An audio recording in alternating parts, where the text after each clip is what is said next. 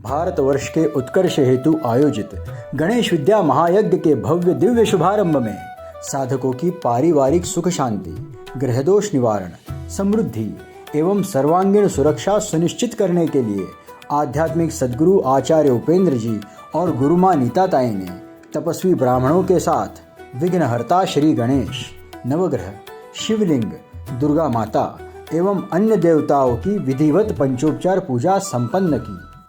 नमस्कार। अब हम पंचोपचार पूजा करने वाले हैं, तो आपको ध्यान देना है और जैसे मैं बोल रहा हूँ वैसा करना है। हम गंध, पुष्प, धूप, दीप, नैवेद्य अर्पण करने वाले गणपति जी को। तो पहले मूलाधार चक्र में ध्यान करते हुए बीज मंत्र बोलेंगे। लम पृथ्व्यात्मिकायै गंधम समर्पयामि। उसके बाद आपके विशुद्धि चक्र में गले के मध्य भाग में ध्यान करते हुए हम आकाशात्मिकायै पुष्पै पूजयामि। उसके बाद अपने हृदय चक्र में ध्यान करते हुए यम वायव्यात्मिकायै धूपम आघ्रापयामि। उसके बाद अपने नाभि चक्र में रम अग्नयात्मिकायै दीपम दर्शयामि।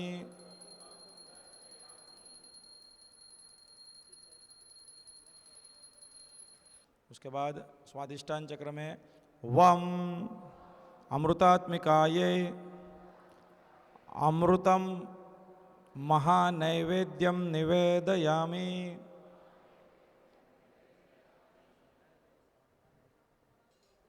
सम सर्वात्मिकायै सर्व उपचार पूजन राज उपचार पूजन समर्पयामि।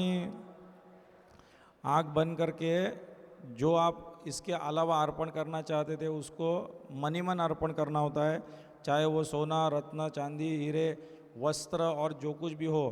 वचने किम दरिद्रता, मन में तो कम से कम सोचो। ये श्री विद्या का फॉर्मूला होता है, मुझे अर्पण ये करना था। उससे आपका कोई आर्थिक स्थिति से लेना देना कुछ नहीं होता है। आज लाया नहीं लाया, मन ही मन अर्पण करना। और करते हुए गहरी श्वास भी लेना। तो अभी हमने जो पूजा की वो सिर्फ गंध, पुष्प, धूप, दीप, नैवेद्य अर्पण नहीं किया था, उसमें बहुत गूढ़ अर्थ होता है।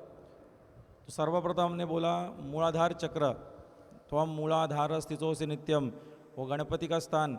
तो कुछ भी पूजा शुरू करने से पहले गंधम समर्पयामि हमने जो बोला, तो उसका प्रतीकात्मक अर्थ था कि आई शुड बी ग्राउंडेड, मेरे अंदर अहंकार न आ जाए। सर्वप्रथम हम बोलते हैं मेरे पैर जमीन पर है, इसके लिए हमने अर्पण किया था। पृथ्वी तत्व था वो, लम पृथ्व्यात्मिकायै गंधम जब पृथ्वी तत्व था वो।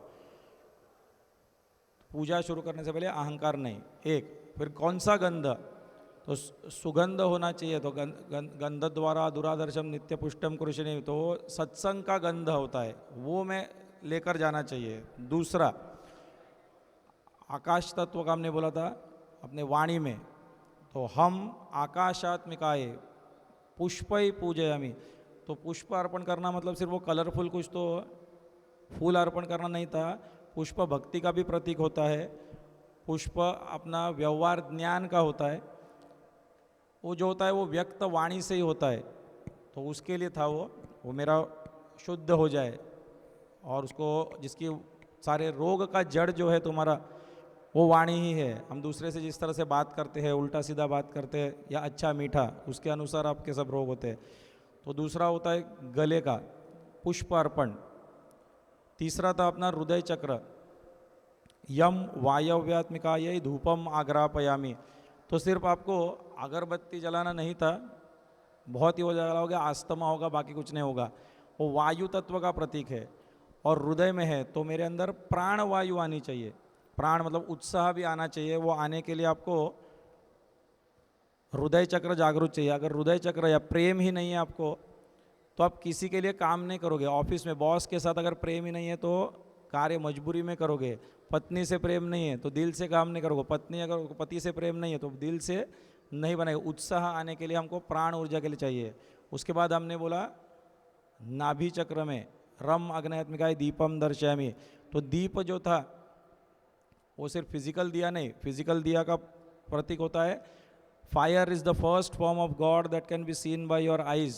अपने आँखों से देखने वाला परमेश्वर का प्रथम रूप होता है सूर्य एंड अग्नि, क्योंकि परम तत्व दिखता नहीं है, फिर गुरु तत्व दिखता नहीं है, फिर आकाश तत्व दिखता नहीं है, फिर उसके बाद वायु तत्व, वायु फील होता है लेकिन दिखता नहीं है, तो अग्नि तत्व उसके बाद जो घनीभूत होता जाता है। तो प्रथम परमेश्वर का स्वरूप जो दिखता है वो अग्नि, एंड वो भी प्रत्यक्ष अग्नि सूर्य, उसका प्रतीक इसलिए हम यहाँ पे दिया जलाते हैं।